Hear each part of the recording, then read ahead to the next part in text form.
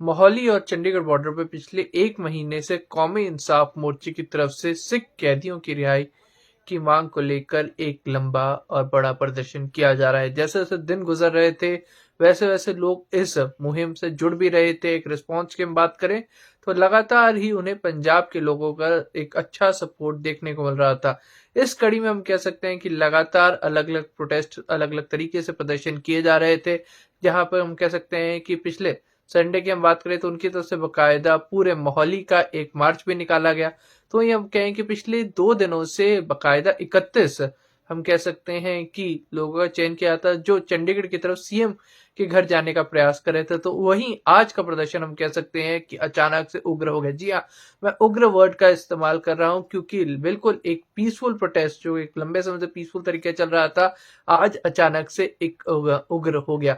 31 लोग रोज सुने जा रहे थे। पिछले 2 दिन से लगातार उनकी तरफ से प्रदर्शन किया जा रहा था कि वो चंडीगढ़ में सीएम, यहां से हम कह सकते हैं कौमी इंसाफ मोर्चे से निकलकर चंडीगढ़ में सीएम आवास पर जाके प्रदर्शन करने की बात कर रहे थे, पर उन्हें यहीं चंडीगढ़ बॉर्डर पर ही रोक लिया जा रहा था। तो वहीं आज हम कह सकते हैं कि फिर उन्हें जब रोका गया, तब जहां पर हम कह सकते हैं पुलिसकर्मी और मोर्चे के लोगों के बीच में बात हो रही थी, तभी अचानक से एक तीसरा जत्था आता है जो अचानक से ही आते ही उग्र हो जाता है, पुलिस के ऊपर पथराव करता है और बकायदा उनकी तरफ से तलवार और झंडे डंडे, जी हाँ मैं तीनों, तलवार झंडे और डंडे वो दिखाए जाते हैं, लहराए जाते हैं।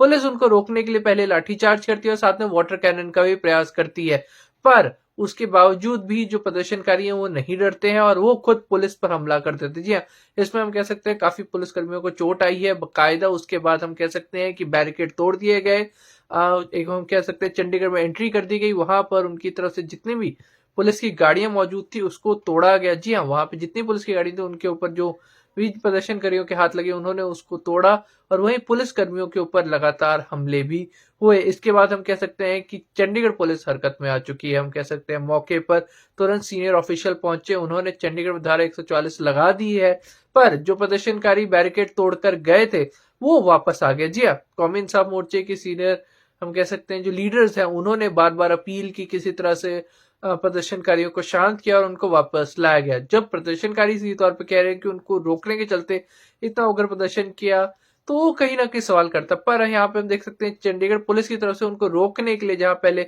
हम कह सकते हैं एक लाठीचार्ज किया गया, उसके बाद पानी की बौछारें हुई, पर उसके बाद जब ये उग्र हुए तब हम कह सकते हैं प्रदर्शनकारियों ने चंडीगढ़ और पंजाब पुलिस की गाड़ियों को तोड़ दिया और ज्यादा से ज्यादा जितना हो सकता है बकायदा पुलिस कर्मियों पर भी हमला हुआ। खुद मौके पर पुलिस के सीनियर अधिकारी बोलते हैं कि उनको पीसफुली मनाया जा रहा था। खुद ये चीज मानते हैं कि 2 दिन से हम कह सकते हैं कि जो ये मार्च निकाला जा रहा है काफी पीसफुल था, पर अचानक से आज ये जो उग्र हुआ इसका कोई रीजन क्लियर नहीं हुआ है। पर वहीं हम कह सकते हैं कौमी इंसाफ मोर्चे की तरफ से बकायदा प्रेस कॉन्फ्रेंस की गई। प्रेस कॉन्फ्रेंस हम इससे पहले पोस्ट कर चुके हैं, आप चाहे तो उस प्रेस कॉन्फ्रेंस सुन सकते हैं। उसमें वो चीज का उन्होंने जिक्र किया कि पुलिस की तरफ से हम कहीं ना कहीं मिसबिहेव की बात आ रही थी, पर सवाल ये कि पुलिस अपनी ड्यूटी निभा रही थी और यहाँ पर मिसबिहेव की बात कहाँ पे आती है।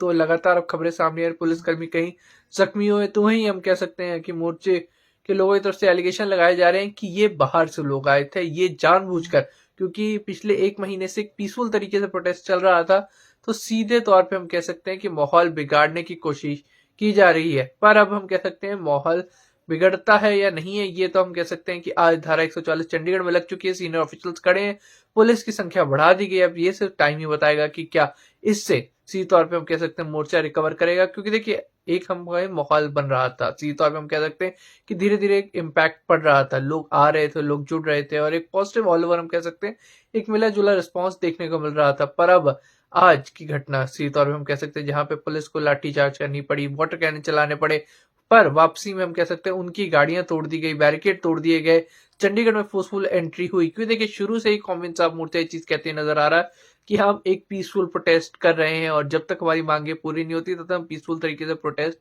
करते रहेंगे, पर वो कहीं ना कहीं आज इम्पैक्ट हो चुका है। तो अब देखना होगा, मोर्चे की तरफ सीधे तौर पर बता दिया गया है कि आज तीसरा दिन था, तो कल फिर चौथा, फिर 31 लोगों का जत्था चंडीगढ़ के लिए रवाना होगा। तो यह देखना होगा कल कैसा रिस्पॉन्स देखने को मिलता है, क्या कल पीसफुल रहेगा या फिर अब माहौल में बदलाव देखने को मिलेगा। इस पूरी घटना को लेकर आपका क्या कहना है जरूर हमसे शेयर करें, साथ साथ हमें जरूर बताएं कि क्या आज की घटना से मोर्चे को इम्पैक्ट पड़ेगा या फिर नहीं।